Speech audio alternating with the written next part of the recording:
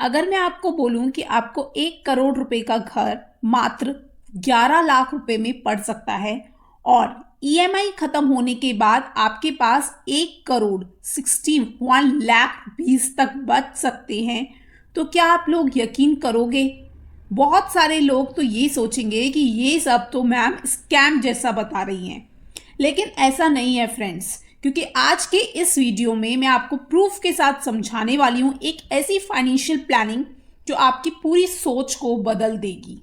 आज की ये वीडियो हर उस इंसान के लिए है जिसका खुद का होम लोन चल रहा है या फिर जो लोन लेने वाला है या जो इंटरेस्ट से परेशान है। और अगर आप चाहते हो कि आपकी भी ईएमआई मैनेजेबल हो, इंटरेस्ट आपको कम पे करना पड़े, साथ में आपका इन्वेस्टमेंट भी ग्रो करे, तो प्लीज़ ये वीडियो को लास्ट तक जरूर देखना, क्योंकि आज का जो कंसेप्ट है वो पूरा फाइनेंशियल गेम बदल सकता है। तो फ्रेंड्स, सबसे पहले हम आम आदमी की सोच को डिस्कस करेंगे। एक सिंपल एग्जांपल से समझते हैं। मान लो एक कॉमन पर्सन है राम जी, हमारी तरह मिडिल क्लास आम आदमी।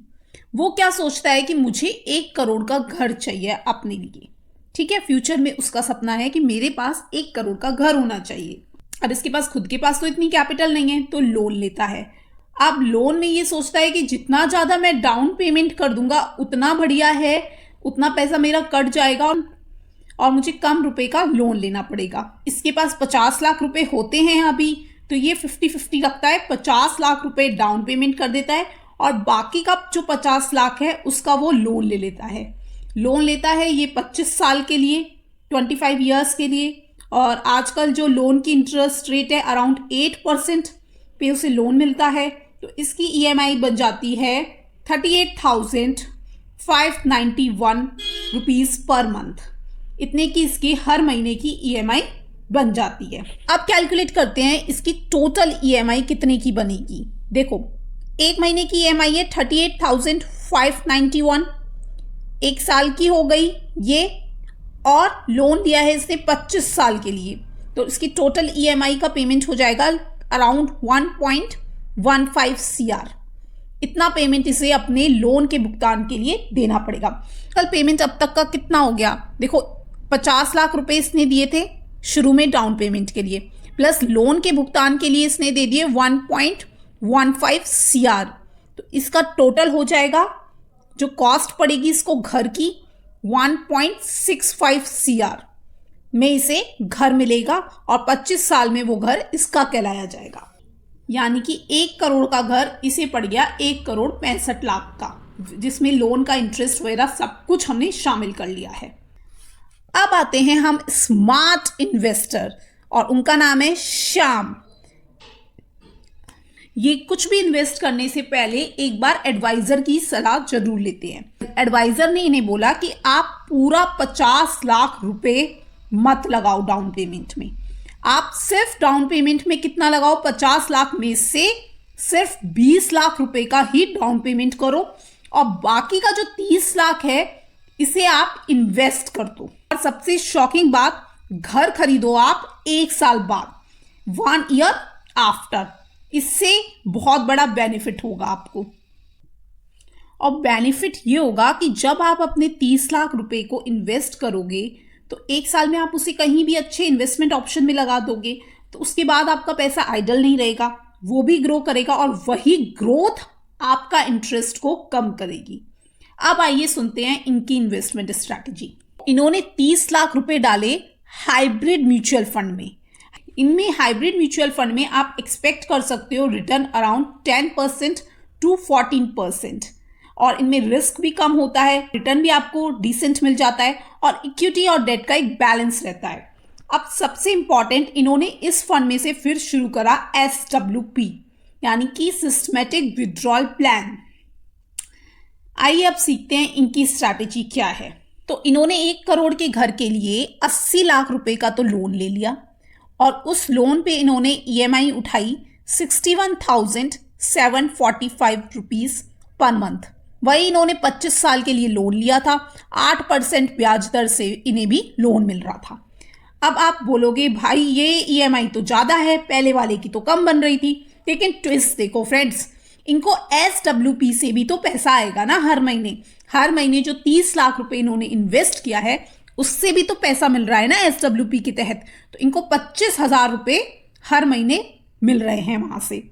तो इनकी जो नेट EMI कितने की बनी, नेट जो पैसा इनके जेब से गया वो तो था 36,745 रुपए प्रति महीना।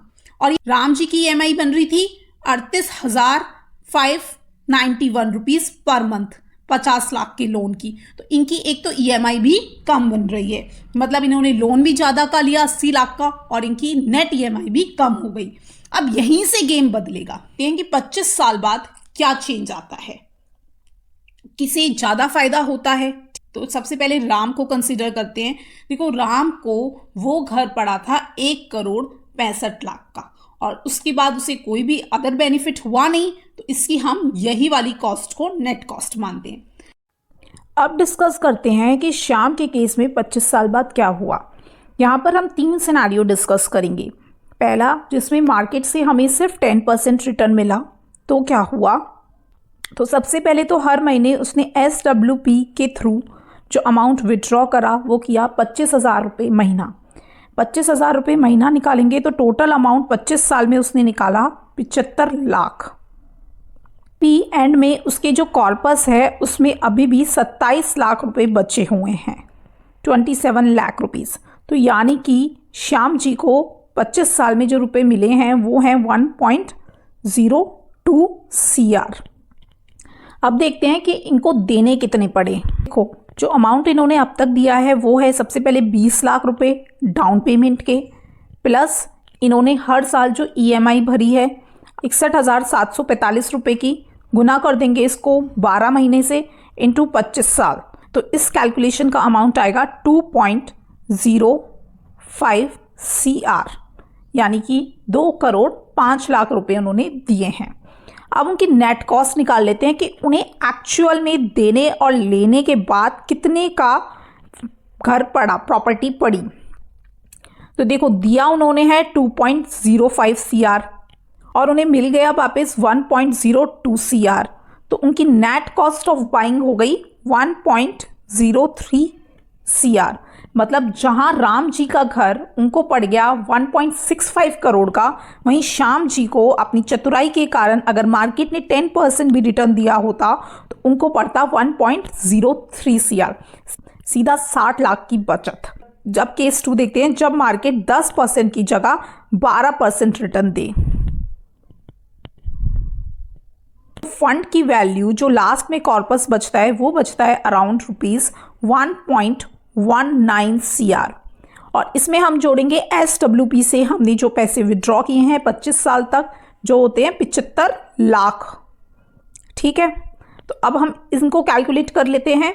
ये आता है अराउंड 1.94 CR और हमने खर्चा कितना किया था वो मैंने पहले बताया था कैलकुलेट कर 2.05 CR। तो इसमें से इसको माइनस करो तो आएगा सिर्फ 11 लाख रुपए। तो उनको इस बार अगर मार्केट 12% का रिटर्न दे दे तो उनको कितने की प्रॉपर्टी पड़ गई, 11 लाख।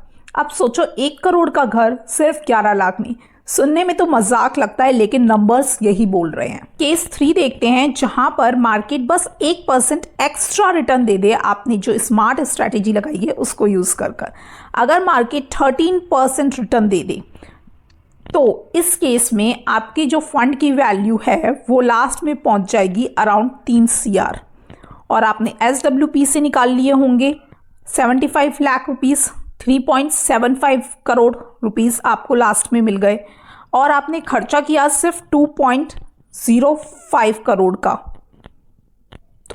इसमें से इसको माइनस करेंगे तो भी आपको 1.7 का यहाँ पर प्रॉफिट हो रहा है। इस केस में आपके पास ये फिगर भी है और आपके पास अपना प्रॉपर्टी भी है। यही झटका लगा राम जी को कि उन्होंने भी 25 साल तक EMI दी और उसके बाद 1,65,00,000 रुपया भी चला गया घर खरीदने, जबकि श्याम जी ने EMI भी दी और उनके पास 1.7 CR भी बच गया। को लोन जल्दी खत्म करना स्मार्ट नहीं है। स्मार्ट ये है कि आप अपने पैसे को एफिशिएंटली यूज कर रहे हो या फिर नहीं कर रहे हो। बैंक इंटरेस्ट फिक्स्ड है लेकिन मार्केट रिटर्न फ्लेक्सिबल है। अगर आप प्लानिंग करते हो स्मार्टली तो वही इंटरेस्ट का अमाउंट आपकी अर्निंग बन सकता है।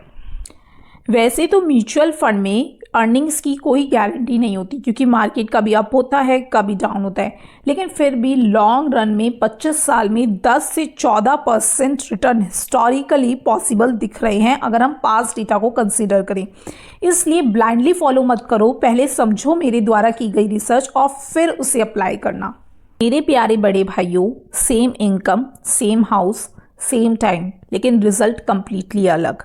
एक इंटरेस्ट बढ़ता रहा राम जी और दूसरा वेल्थ बनाता रहा श्याम जी। डिसीजन आप लोगों का है, आपको ईएमआई भरनी है या मनी ग्रो करना है।